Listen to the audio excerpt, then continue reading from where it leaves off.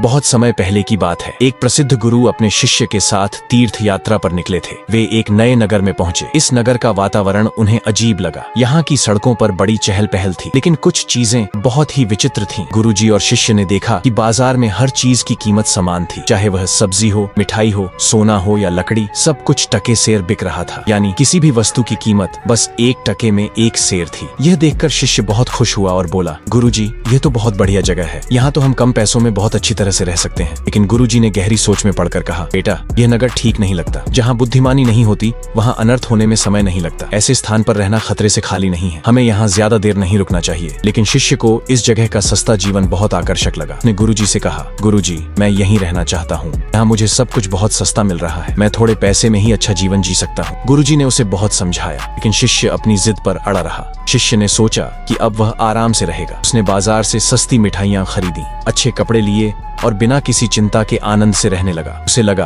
कि उसने बहुत ही बुद्धिमानी का निर्णय लिया है। लेकिन उसे यह नहीं पता था कि जिस नगर में वह रह रहा है वहाँ न्याय और तर्क की कोई कद्र नहीं थी। यह नगर पूरी तरह से अराजकता से भरा था। राजा के आदेश अजीब थे। एक दिन नगर में एक अजीब घटना घटी। राजा का एक महत्वपूर्ण गोदाम गिर गया, जिससे बहुत नुकसान हुआ। राजा ने गुस्से में आकर तुरंत इस दुर्घटना के लिए जिम्मेदार व्यक्ति को ढूंढने का आदेश दिया। सबसे पहले दोष बढ़ई पर लगाया गया, क्योंकि उसने दरवाजे की चौखट ठीक से नहीं बनाई थी। बढ़ई ने सफाई दी कि उसने चौखट तो सही बनाई थी, लेकिन मसाला ठीक नहीं था, इसलिए चौखट कमजोर हो गई। अब दोष मसाले वाले पर आ गया। मसाले वाले ने कहा कि उसने मसाले में कुछ मिलावट नहीं की थी, बल्कि मजदूरों ने इसे सही तरीके से नहीं लगाया था। अब दोष मजदूरों पर आ गया। मजदूरों ने कहा कि उन्होंने तो जैसा बताया गया था वैसा ही किया। उन्होंने आरोप मिस्त्री पर डाल दिया। इस तरह दोष एक से दूसरे पर जाता गया, पर अंततः मामला एक व्यापारी तक पहुंचा। राजा ने कहा कि किसी न किसी को तो सजा मिलनी ही चाहिए, और उसने व्यापारी को मृत्युदंड देने का आदेश दे दिया। लेकिन जब सैनिकों ने व्यापारी को पकड़ने की कोशिश की तो उन्होंने देखा कि वह बहुत दुबला पतला था। राजा ने कहा, फांसी का फंदा उसके गले के हिसाब से बड़ा था, इसलिए किसी और को तलाश किया जाए जो इस फंदे में फिट बैठ सके।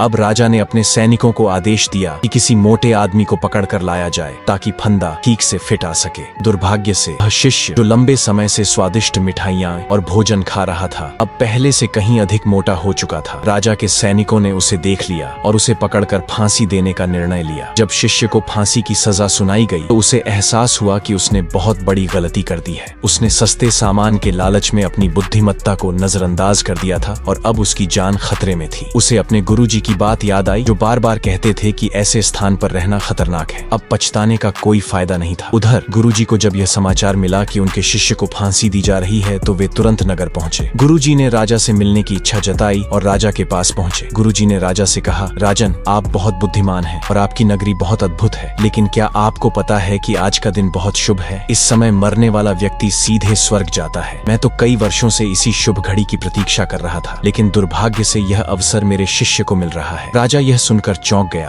और उत्सुकता से पूछा, क्या सच में यह समय इतना शुभ है? गुरुजी ने उत्तर दिया, हाँ राजन, यह ऐसा समय है जब यदि कोई व्यक्ति फांसी पर चढ़े तो उसे सीधे स्वर्ग की प्राप्ति होती है। राजा ने जब यह सुना तो उसने तुरंत अपने मंत्रियों से विचार विमर्श किया और यह निर्णय लिया कि यह सुनहरा अवसर उसे खुद को नहीं गंवाना चाहिए। उसने तुरंत आदेश दिया कि वह स्वयं फांसी के फंदे पर चढ़ेगा, ताकि उसे स्वर्ग की प्राप्ति हो सके। राजा के इस निर्णय से नगर में हड़कंप मच गया। राजा ने अपने सैनिकों को आदेश दिया कि उसे फांसी दी जाए। जैसे ही राजा की मृत्यु हुई, नगर में अराजकता फैल गई। बिना राजा के नगर की स्थिति और बिगड़ गई। गुरुजी ने अपने शिष्य को वहां से निकाला और उसे समझाया कि लालच और मूर्खता व्यक्ति को बर्बाद कर सकते हैं। शिष्य को अपनी गलती का एहसास हुआ और उसने गुरुजी से क्षमा मांगी। उसने कहा, गुरुजी, आपने सही कहा था। जिस स्थान पर न्याय, तर्क और बुद्धिमत्ता न हो, वहाँ जीवन सुरक्षित नहीं होता। मैंने अपनी गलती से बहुत बड़ी सीख ली है। इसके बाद गुरुजी और शिष्य वहाँ से चले गए। ये कहानी हमें सिखाती है कि केवल भौतिक सुख सुविधाओं के आधार पर निर्णय नहीं लेना चाहिए, बल्कि विवेक